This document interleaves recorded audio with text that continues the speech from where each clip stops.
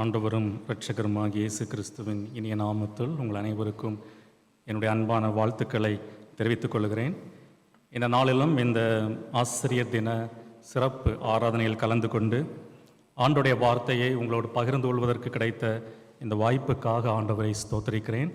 என்னை அழைத்து இந்த வாய்ப்பை கொடுத்த அன்பு போதகர் ரெவரண்ட் டாக்டர் சி செல்வின் ஐயா அவர்களுக்கும், ரெவரண்ட் ஜேக்கப் ஜெபராஜ் அவர்களுக்கும், சபை செயலாளர், கமிட்டி அங்கத்தினர்கள், விசுவாசிகள் அனைவருக்கும் என்னுடைய மனப்பூர்வமான நன்றிகளை தெரிவித்துக் கொள்கிறேன்.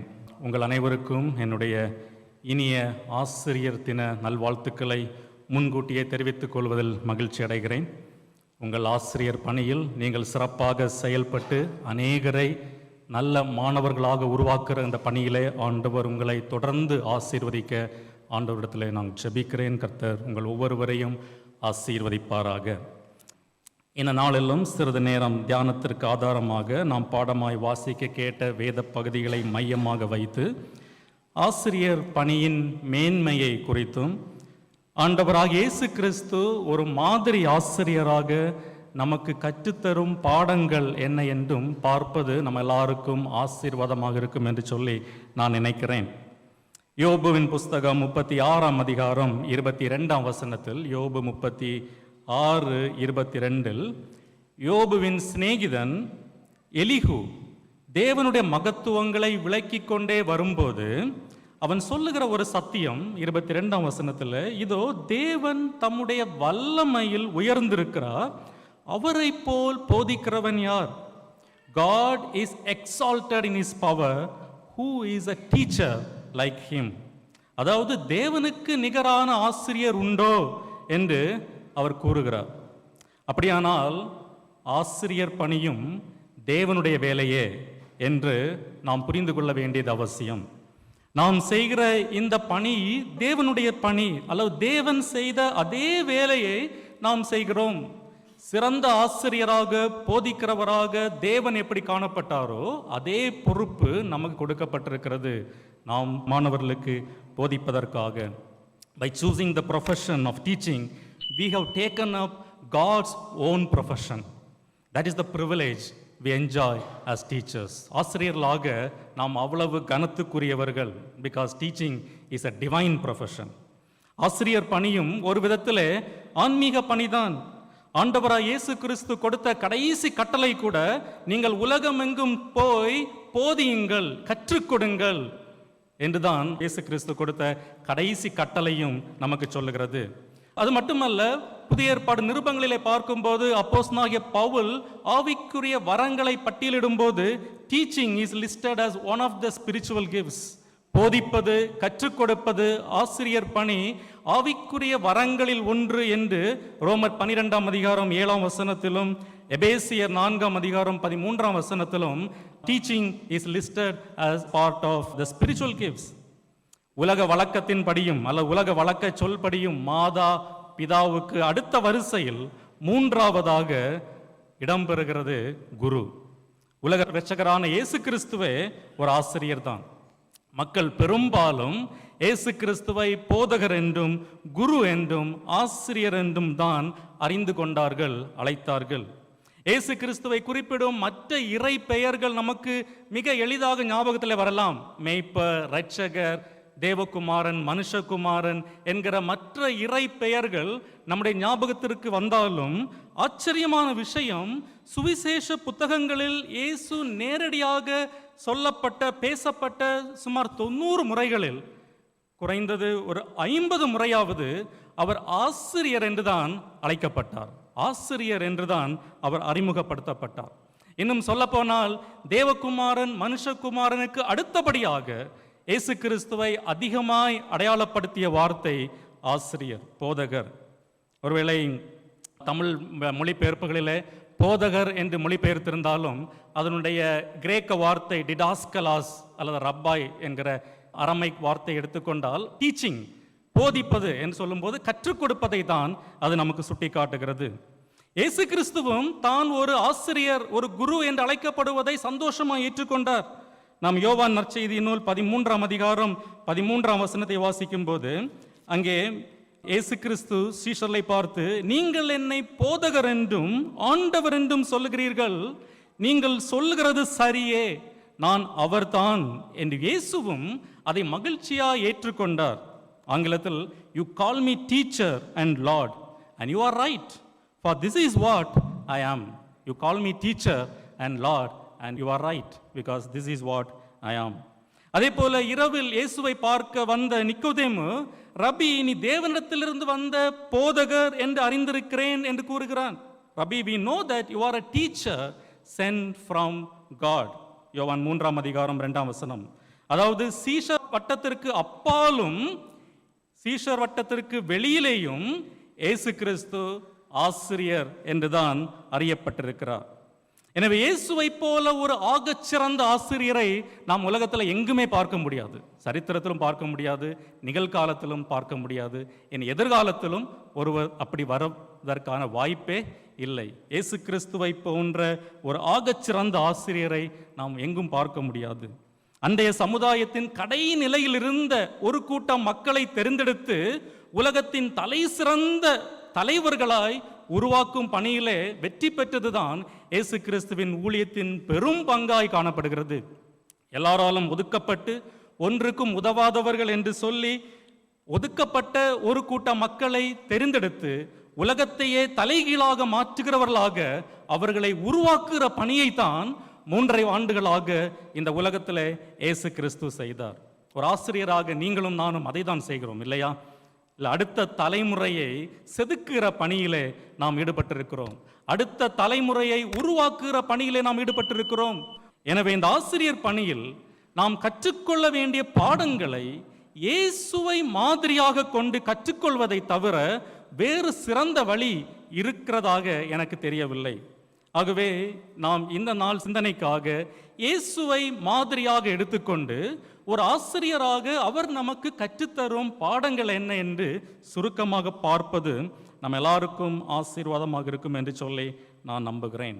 ஒன்று, இயேசு கிறிஸ்து நமக்கு கற்றுத்தரும் பாடம் மாதிரி, he was a teacher who taught with authority. அதிகாரத்தோடு போதித்த ஒரு குரு நம்முடைய இயேசு கிறிஸ்து. he spoke, he taught with authority. நாம் வாசிக்க கேட்ட லூக்கா 4:31-32 வசனங்களை வாசிக்கும் போது, 4 லூக்கா 4:31-32 வசனங்கள், பின்பு அவர் கலிலேயாவில் உள்ள கப்பர்நகூம் பட்டணத்திற்கு வந்து ஓய்வு நாட்களில் ஜனங்களுக்கு போதகம் பண்ணினார். 32 வசனம், அவருடைய வசனம் அதிகாரம் உள்ளதாயிருந்தபடியால் அவருடைய போதகத்தை குறித்து அவர்கள் ஆச்சரியப்பட்டார்கள்.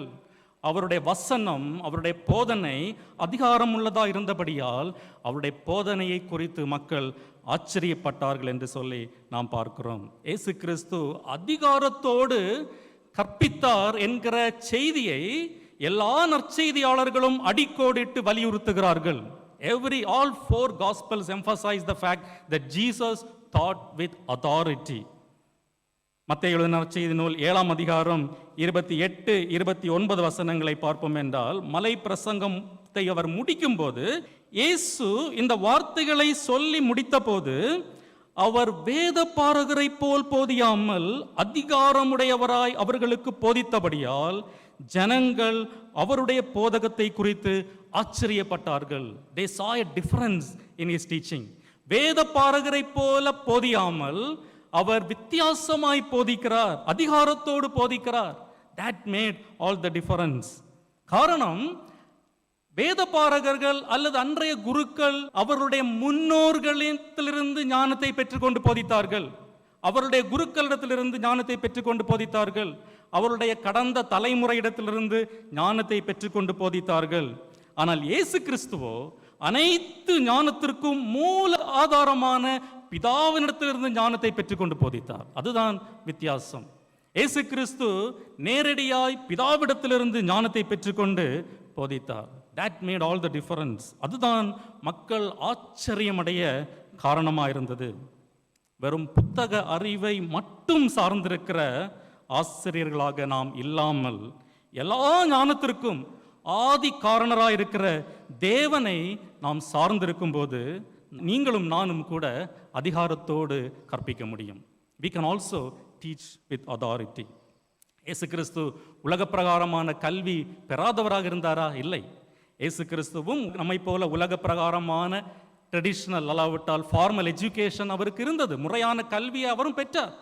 சிறு வயதில் அவருடைய தாயும் அவருடைய தகப்பனும் அவருக்கு கற்றுக் கொடுத்திருப்பார்கள். எந்த யூத சிறுவனுக்கும் கற்றுக் கொடுப்பது போல அவருடைய பெற்றோர் அவருக்கு கற்றுக் கொடுத்திருப்பார்கள். வேதத்தையும் வேதத்தின் ஞானத்தையும் கற்றுக் கொடுத்திருப்பார்கள். 12வது வயதிலேயே தேவாலயத்திலே அன்றைய மத தலைவர்களோடு வாக்குவாதம் பண்ணி வெற்றி பெறும் அளவிற்கு அவருக்கு ஞானம் இருந்தது. ஆனால் தொடர்ந்து 30 வயது வரைக்கும் he was learning. அவர் கற்றுக்கொண்டே இருந்தார். he was a learned person. கற்றறிந்த நபர் நம்முடைய ஆண்டவராய் இயேசு கிறிஸ்து. ஆனால் அதோடு அவர் நிறுத்திக் கொள்ளவில்லை. அந்த கல்வியோடு கூட அவர் நிறுத்திக் கொள்ளவில்லை. அதற்கு மேலாக சர்வ ஞானத்திற்கும் காரணராகிய பிதாவை அவர் சார்ந்திருந்தார். அதுதான் அவர் அதிகாரத்தோடு கற்பிப்பதற்கான காரணம். அதுதான் அவரை மற்ற ஆசிரியரிடத்திலிருந்து, மற்ற குருக்களிடத்திலிருந்து அவரை வேறு பிரித்து காண்பித்தது. எனவே தான் அவருடைய போதனையில் ஒரு தனித்துவம் இருந்ததை அவருடைய போதனையை கேட்ட அத்தனை பேரும் உணர்ந்தார்கள். ஸோ முறையான கல்வி பிளஸ் தேவனுடைய ஞானம், இது இணையும் போதுதான் நாம் அதிகாரம் உள்ள ஆசிரியர்களாக, கமாண்டிங் டீச்சர்ஸாக நாம் இருக்க முடியும். அதிகாரம் உள்ள ஆசிரியர்களாக நாம் இருக்க முடியும். நவாசி கேட்ட நீதிமொழிகளின் புஸ்தகம் 2ஆம் அதிகாரம் 6ஆம் வசனத்தில் சாலமோன் ஞானி சொல்கிறார், கர்த்தர் ஞானத்தை தருகிறார், அவர் வாயினின்று அறிவும் புத்தியும் வரும். கர்த்தர் ஞானத்தை தருகிறார், அவர் வாயினின்று அறிவும் புத்தியும் வரும் என்று இதுவரை உலகத்திலே அறியப்படாத, அல்லாவிட்டால் உலகத்திலே இதுவரையிலும் இருந்த சிறந்த ஞானியான சாலமோன் ஞானியே கூறுகிறதை நாம் பார்க்கிறோம். எனவே நாம் ஒரு கமாண்டிங் டீச்சராக, டு டீச் வித் அதாரிட்டி, நமக்கு இருக்கிற உலக ஞானத்தோடு கூட நாம் தேவனுடைய ஞானத்தையும் அவருடைய கிருபையையும் சார்ந்திருக்க வேண்டியது அவசியம் என்பதை நாம் மறந்துவிடக்கூடாது. இப்போ ஒரு கேள்வி வரலாம், அவர் தேவகுமாரன், ஆகவே அவரால் அதிகாரத்தோடு கூட போதிக்க முடிந்தது. அவர் தேவகுமாரனாக இருந்தபடியாலே அவரால் அதாரிட்டியோடு, அதிகாரத்தோடு போதிக்க முடிந்தது என்று சொல்லி நாம் நினைக்கலாம். அது ஒரு சாக்கு போக்காக நாம் எடுத்துக்கொண்டு இந்த மாதிரியை பின்பற்றுவதற்கு அதை ஒரு சாக்கு போக்காக நாம் எடுத்துக்கொள்ளாமல் இருப்பது நல்லது. காரணம், இயேசு கிறிஸ்து ஒரு மனுஷகுமாரனாகவே இந்த பணிகள் எல்லாவற்றையும் செய்தார். நமக்கு தெரியும் அவர் எவ்வளவு கஷ்டத்தின் வழியாய் கடந்து போனார். Because he also experienced failures. 12 பேர்ல 11 பேர் தான் தேறினார்கள்.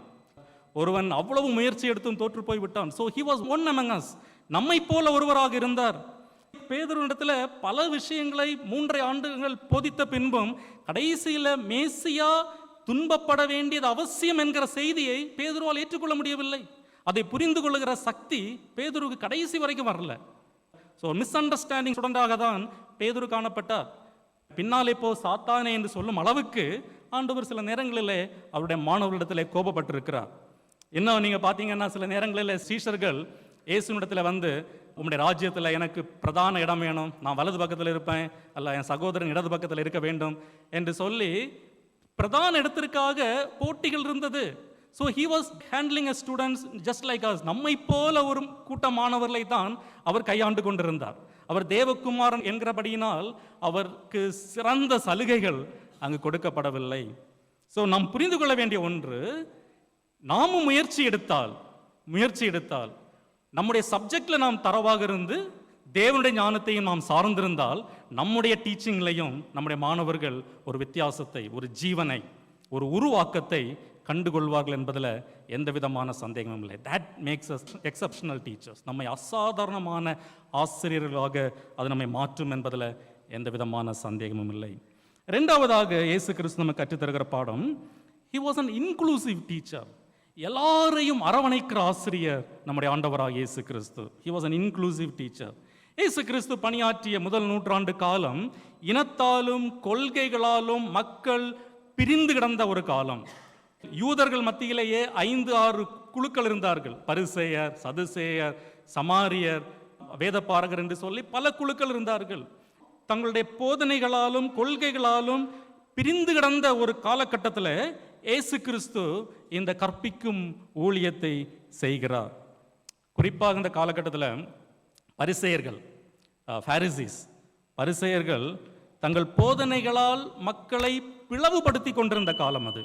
அந்த காலகட்டத்தில் இயேசு தேவனுடைய ராஜ்யத்திற்காக மக்களை ஒன்றிணைக்கிற பணியிலே செயல்படுகிறார். ஒன்றிணைக்கிறார். பிரிந்து கிடந்த மனுக்குலத்தை அவர் ஒன்றிணைக்கும் பணியிலே அவர் செயல்படுகிறதை நாம் பார்க்கிறோம். அவருடைய போதனை எல்லா தரப்பட்ட மக்களுக்குமானதாக இருந்தது. எனவே தான் அவர் போதனையை கேட்க ஒரு பெரும் திரள் கூட்டம் கூடியது என்று சொல்லி நாம் பார்க்கிறோம். தமிழ் வேதாகமத்தில் ஜனக்கூட்டம் என்கிற வார்த்தை பயன்படுத்தப்பட்டிருக்கிறது. ஜனக்கூட்டம், ஆங்கிலத்தில் கிரவுட், தமிழில் ஜனக்கூட்டம் என்று சொல்லும்போது எல்லா தரப்பட்ட மக்களும் அடங்கிய ஒரு திரள் கூட்டம் என்று அர்த்தம். It was mixture of all categories of people. ஏழைகள் இருந்தார்கள், பணக்காரர்கள் இருந்தார்கள், ஆண்கள் இருந்தார்கள், பெண்கள் இருந்தார்கள், குழந்தைகள் இருந்தார்கள், பெரியவர்கள் இருந்தார்கள், வியாதியஸ்தர்கள் இருந்தார்கள், ஆரோக்கியமானவர்கள் இருந்தார்கள், மத தலைவர்கள் இருந்தார்கள், சாதாரண மக்கள் இருந்தார்கள். இவர்கள் எல்லாம் அடங்கிய ஒரு மிக்சர் தான், ஒரு கூட்டம் தான் கிரவுட், ஜன கூட்டம் என்று சொல்லி நாம் சொல்லுகிற அந்த வார்த்தையினுடைய அர்த்தம். அவருடைய மாணவர்கள், சீஷர்கள் எல்லா தரப்பட்ட பின்னணியிலும் இருந்து வந்தார்கள். பேதுரு, யாக்கோபு, யோவான், இவர்களெல்லாம் யாரு? இவர்களெல்லாம் மீனவர்கள். மத்தேயு, சகேயு போன்றவர்கள் யாரு? அரசாங்க அதிகாரிகள், வரி வசூலிக்கிற ஆயக்காரர்கள். மகதலேனா மேரி ஒழுக்கமில்லாத பாவியான ஸ்திரீ என்று அழைக்கப்பட்டார். அவளும் இயேசுவை பின்பற்றினார். அவருடைய கூட்டத்தில் எல்லா தரப்பட்ட மக்களும் இருந்தார்கள். இன்னும் அவருடைய சீஷர் கூட்டத்தை எடுத்துக்கொண்டா 2 எக்ஸ்ட்ரீம்ஸ் நம்ம பார்க்க முடியும். ஒரு எக்ஸ்ட்ரீம், ரோம அரசுக்கு வேலை செய்த மத்தேயு இருந்தார். ஆனால் அதே சீஷர் கூட்டத்தில் ரோமர்களுக்கு வரி செலுத்த கூடாது என்று புரட்சி செய்த செலட்ஸ் என்று சொல்லுகிற, செலத்தூக்கியர் என்று சொல்லுகிற, அல்லாவிட ஆங்கிலத்தில் ஜெலட்ஸ் என்று சொல்லுகிறவர்களும் இருந்தார்கள். யூதாஸ் காரியோத் ஒரு ஜெலட், ஒரு புரட்சியாளனாக இருந்தான். அது மட்டுமல்ல, இயேசு கிறிஸ்துவின் இன்னொரு சீஷன் சீமோன். லூக்கா எழுதின நற்செய்தி நூல் 6ஆம் அதிகாரம் 15ஆம் வசனத்தை வாசிக்கும் போது, லூக்கா 6ஆம் அதிகாரம் 15ஆம் வசனத்தில் அந்த இயேசு கிறிஸ்துவின் சீஷர்களை பட்டியலிடுகிற அந்த லிஸ்ட்ல செலோத்தே எனப்பட்ட சீமோன், செலோத்தே எனப்பட்ட சீமோன் அப்படின்னா ஜெலட் சைமன். இவர்கள் ரோமர்களுக்கு வரி கட்டக்கூடாது என்று புரட்சி செய்து வரி கட்டுகிறவர்களை கொலை செய்யும் அளவிற்கு புரட்சி செய்தவர்கள். அவர்களும் இயேசு கிறிஸ்துவின் சீஷர் கூட்டத்தில் இருந்தார்கள். they were also part of his students. Ideologically 2 எக்ஸ்ட்ரீம்ல இருந்த மக்களை பார்க்கிறோம். ரோம அரசுக்கு பணி செய்தவர்களும் இருந்தார்கள், ரோம அரசுக்கு எதிராக புரட்சி செய்தவர்களும் அங்கிருந்ததை நாம் பார்க்கிறோம். But Jesus had no problem in accepting both of them.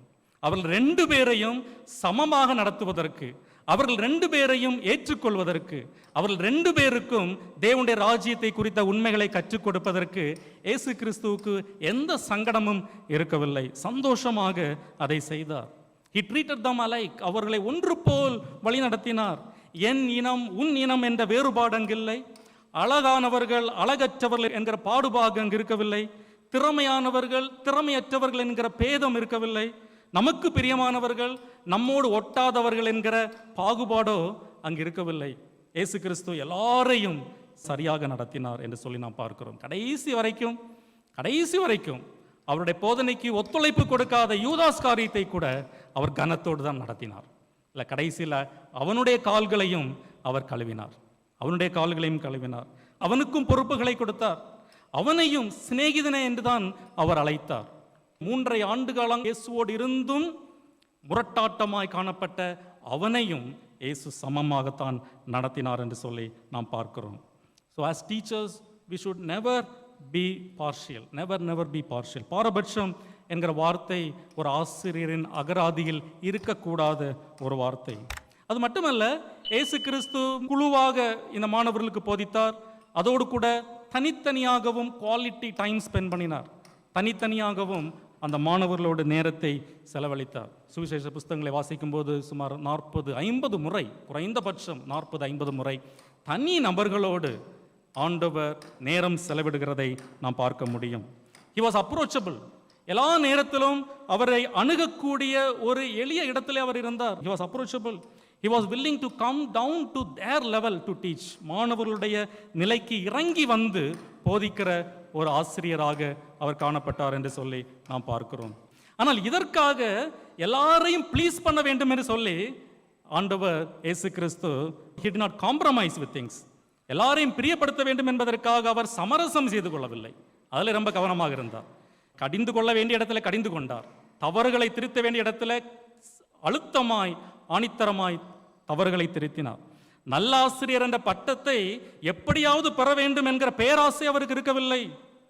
ஒருமுறை ஒரு பணக்கார வாலிபன் இயேசுவிடத்தில் வந்து, நல்ல போதகரே, சொன்னார், நீ நல்ல போதகரேன்னு சொல்லாத, நல்ல போதகரேன்னு சொல்லாத, நான் கற்றுக் கொடுத்தவைகளை நீ நடைமுறைப்படுத்தாத வரைக்கும் உன் வாயிலிருந்து நான் நல்ல போதகரே என்கிற வார்த்தையை நான் வர விரும்பவில்லை. ஏன்னா நல்ல போதகரை என்று இல்லை வார்த்தை அளவிலே சொல்லிவிட்டு நான் என் மனம் போல வாழ்வேன் என்று சொன்னால் அது எனக்கு வேண்டாம். அப்படிப்பட்ட ஒரு நல்ல போதகராய் நான் இருக்க வேண்டிய அவசியம் இல்லை என்று சொல்லி அவர் வெளிப்படையாய் சொன்னார். எல்லாரையும் அரவணைக்க வேண்டும் என்பதற்காக நாம் சமரசம் செய்ய வேண்டும் என்கிற அவசியம் இல்லை. இயேசு கிறிஸ்துவை குறித்து அவருடைய விரோதிகள் சொன்ன சாட்சி என்ன தெரியுமா? நீங்கள் மத்தேயு எழுதின நற்செய்தி நூல் 22ஆம் அதிகாரம் 16ஆம் வசனத்தை வாசிக்கும் போது, மத்தேயு 22ஆம் அதிகாரம் 16ஆம் வசனத்தை வாசிக்கும் போது, தங்கள் சீஷரையும் ஏரோதியரையும் அவரிடத்தில் அனுப்பினார்கள், அதாவது பரிசேயர்.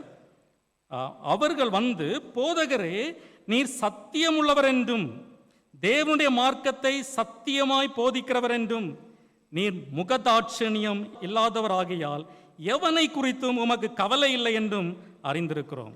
நீர் முகதாட்சணியம் இல்லாதவர், யூ ஆர் நாட் பார்ஷியல் என்பது யார் சொல்வது? இயேசு கிறிஸ்து மேல் குற்றம் கண்டுபிடிப்பதற்கு பரிசேயரால் அனுப்பப்பட்ட பேனல் ஆஃப் லீடர்ஸ் சொல்கிறார்கள். இயேசு கிறிஸ்துவின் மேல எப்படியாவது குற்றம் கண்டுபிடிக்க வேண்டும் என்கிற பிரதான நோக்கத்தோடு இயேசுவிடத்தில் அனுப்பப்பட்ட ஒரு panel of religious leaders, political leaders, அவர்கள் சொல்லுகிற சாட்சி, நீர் முகதாட்சணியம் இல்லாதவர் என்று சொல்லி பார்க்கிறோம். அதுதான் சாட்சியுள்ள வாழ்க்கை. நமக்கு விரோதமாய் செயல்படுகிறவர்கள் கூட நம்மை குறித்து நற்சாட்சி சொல்லும் அளவிற்கு நாம் நடந்து கொள்ள வேண்டியது அவசியம். நம்மை குற்றம் கண்டுபிடிக்க நியமிக்கப்பட்ட குழுவே நம்மை குறித்து நற்சாட்சி சொல்வதென்றால் அது எவ்வளோ பெரிய ஒரு பாக்கியம் இல்லை, எவ்வளோ பெரிய ஒரு மகிழ்ச்சியான விஷயம். அதுதான் இயேசு கிறிஸ்து நம்ம கற்றுத் தருகிறார். விரைவாக முடிக்கலாம். மூன்றாவதாக, he was a simple teacher, எளிமையான குரு. ஏன் நான் எளிமையான குரு என்பதை ஒரு குறிப்பாக சொல்லுகிறேன் என்றால், அதுவரையிலும் ஊமைகளை வைத்து போதிக்கக்கூடிய தலைவர்கள் இருந்ததில்லை. பழைய ஏற்பாடு நீங்க பார்த்தீங்கன்னா சில ஊமைகளை தான் நீங்க பார்க்க முடியும். பேரபிள்ஸ் வந்து very few parables in the entire Old Testament. But Jesus picked up that simple tool of education. அந்த எளிய கற்பிக்கும் முறையை எடுத்துக்கொண்டு அதை பிரபலமாக்கினார். He was the first teacher to extensively use parables as a tool of education. ஊமைகளை வைத்து போதிக்கக்கூடிய முதல் தலைவராக அவர் காணப்படுகிறார். ஆகவே தான் இத்தனை ஆண்டுகள் கழித்தும் அவருடைய போதனையை நாம் புரிந்து கொள்ளும் அளவுக்கு எளிமையாக இருக்கிறதை நாம் பார்க்கிறோம். அவருடைய ஊமைகள் எல்லாம் சாதாரணமான ஊமைகள், நம்முடைய அன்றாட வாழ்க்கையிலே நாம் பார்க்கிற ஊமைகள். காரணம், அவருடைய நோக்கம் தன்னுடைய கல்வியை பிரபலப்படுத்த வேண்டும் என்பதோ, தன்னுடைய ஞானத்தை மக்கள் முன்பாக எக்ஸிபிட் பண்ண வேண்டும் என்பதோ அல்ல, மக்கள் சத்தியத்தை புரிந்து கொள்ள வேண்டும். Education is not exhibiting our scholarship, our talents, but it is imparting knowledge. So it has to be simple and understandable. இயேசு கிறிஸ்து கற்றுக் கொடுக்கிற பாடம் அதுதான். நான்காவதாக, he was a learning teacher. அவர் கற்றுக்கொண்டே இருந்த ஆசிரியர். அவர் கடைசி வரைக்கும் தன்னுடைய சீஷரிடத்திலிருந்தும் மற்றவர்களிடத்திலிருந்தும் அவர் பாடங்களை கற்றுக்கொண்டே இருந்தார். ஒரு நல்ல உதாரணம் வேண்டும் என்று சொன்னால், மார்க் 7ஆம் அதிகாரத்தில் இயேசு கிறிஸ்து கானானிய ஸ்திரீயினுடைய மகளை குணமாக்குற சம்பவத்தை பார்க்கிறோம். அந்த சம்பாஷணை நீங்கள் கவனித்து பார்த்தால், கவனமாக பார்த்தால், ஒரு கட்டத்தில் இயேசு கிறிஸ்து அந்த தாயின் மகளை குணப்படுத்த முடியாதுன்னு சொல்லுகிறார்.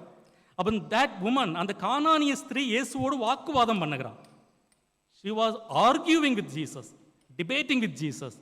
அந்த மேஜையிலிருந்து விழுகிற துணிக்கை எங்களுக்கு போதுமே என்று சொல்லுகிற அளவுக்கு சுவிசேஷம் எல்லாருக்கும் அந்த துணிக்கை அளவுக்காவது எங்களுக்கு வேண்டும் என்று சொல்லுகிற அந்த மையத்தில் இயேசு கிறிஸ்துவோடு வாக்குவாதம் பண்ணுகிறார்.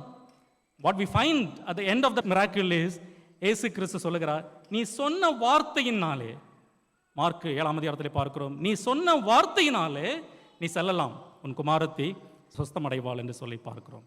Because of your argument, your daughter is healed. See, that is the humility of Jesus. அந்த ஒரு கானானிய ஸ்திரீனிடத்திலிருந்தும் காரியங்களை கற்றுக்கொள்வது அல்லாவிட்டால் அவளுடைய her side of argument-ஐ கேட்பதற்கு he was humble enough. ஒரு யூத ஆண் என்கிற அகங்காரம் அவருக்கு இருக்கவில்லை. நீ ஒரு கானானிய அந்நிய ஸ்திரீ என்று சொல்லுகிற அந்த அலட்சியமாய் பார்க்கிற தன்மை இல்லாமல் he gave respect to that woman. கடைசியாய் தன் போதனைகளை நடைமுறைப்படுத்திய ஆசிரியர். he was a model teacher. சிலுவையிலே அறையப்படும் அளவிற்கும் தன்னுடைய சத்தியத்திலே உறுதியாக நின்றவர். Model teacher, example teacher. மரணம் வரைக்கும் தன்னுடைய போதனையிலே உண்மையாக இருந்தார். இதுதான் அவரை மற்ற குருக்களிடமிருந்து அவரை தனிமைப்படுத்தியது.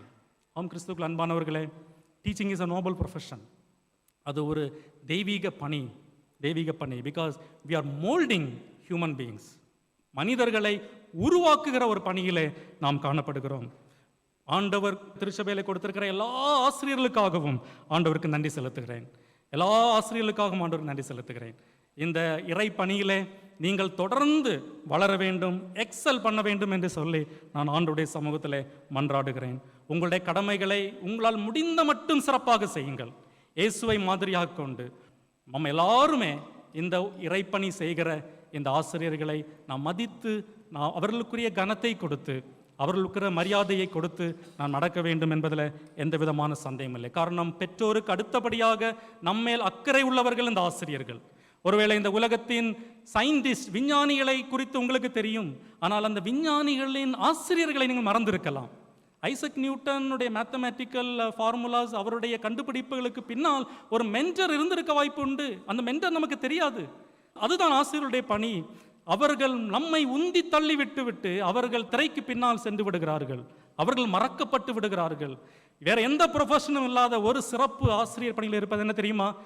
ஆசிரியர் பணியில் மட்டும்தான் மாணவர்கள் உங்களை விட சிறப்பானவர்களாக வர வேண்டும் என்று விரும்புவார்கள். ஆம் கிறிஸ்துவுக்குள் அன்பானவர்களே, இந்த சிறப்பான பணியை செய்வதற்கு ஆண்டவர் கொடுத்திருக்கிற இந்த வாய்ப்புக்காக ஆண்டவருக்கு நன்றி செலுத்துங்கள். முடிந்த மட்டும் வாழ்நாள் முழுவதும் இந்த பணியிலே நீங்கள் சிறப்பாய் பணியாற்ற ஆண்டவர் உங்களுக்கு உதவி செய்வாராக. ஆமென்.